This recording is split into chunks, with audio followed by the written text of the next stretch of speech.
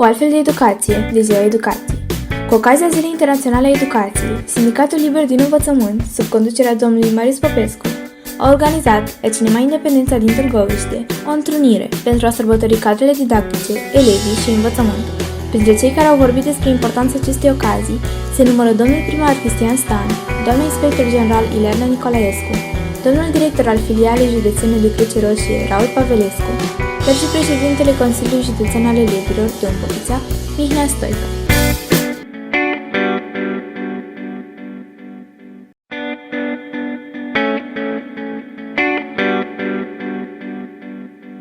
În cadrul festivității s-au dezbătut atât rolul educației și însemnătatea acesteia în societate, cât și avantajele și dezavantajele sistemului educațional din România. Pe această temă a fost prezentat și videoclipul realizat de echipa Cara PM, în care câțiva dintre elevii colegiului și-au spus părerea despre acest subiect.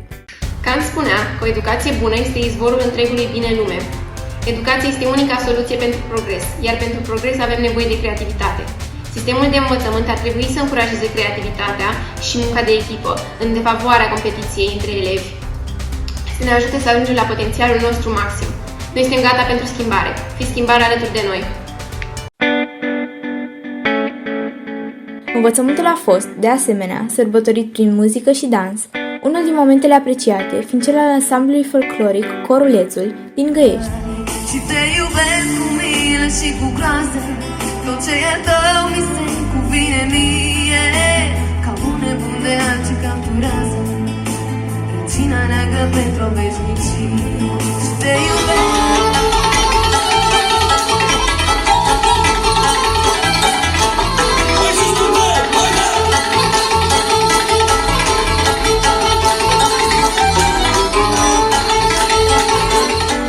Despre mult așteptatul concert al zilei, trupa Love Bite nu a dezamăgit. Componenții acesteia, elevii ai Liceului de Arte Bălașa Doamna, au reușit, ca de obicei, să ridice întreaga sală în picioare și să creeze o atmosferă de neuitat. Ei sunt un exemplu concret al faptului că muzica poate uni oamenii, iar o simplă pasiune, dacă este explorată, poate duce la lucruri neașteptate. Dacă ați avut vreodată norocul de a-i asculta la unul dintre concertele lor, cu siguranță ați observat plăcerea și pasiunea care îi determină să urce pe scenă și să dea tot cea mai bun.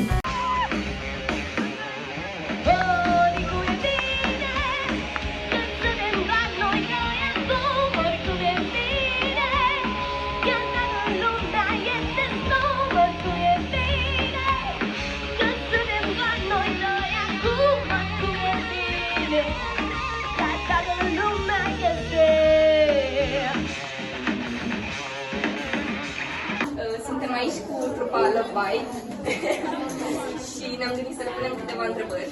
Dacă ați putea să ne spuneți celor de la Cara PM, ce v-a inspirat să creați această trupă? Păi, în primul rând, noi în primul rând am vrut să cântăm. Ne-am găsit toți unul pe altul la școală, întâmplător, și am zis că noi trebuie să facem istorie cu asta și mesajul nostru trebuie să fie dus mai departe. Vrem să aducem cât mai mult muzica rock în România și pentru voi am venit, pentru voi facem tot. La finalul programului și-a făcut apariția și cei din trupa Charm Band, aceștia reușind să îmbine atât muzica modernă cât și cea tradițională românească. Ei au convins oamenii de toate vârstele să se ridice și să danseze alături de ei, încheiind activitatea pe o notă optimistă. Această festivitate a reprezentat nu doar un mod plăcut de a petrece timpul liber, ci și o ocazie de a sărbători și a aprecia educația de care avem parte în fiecare zi.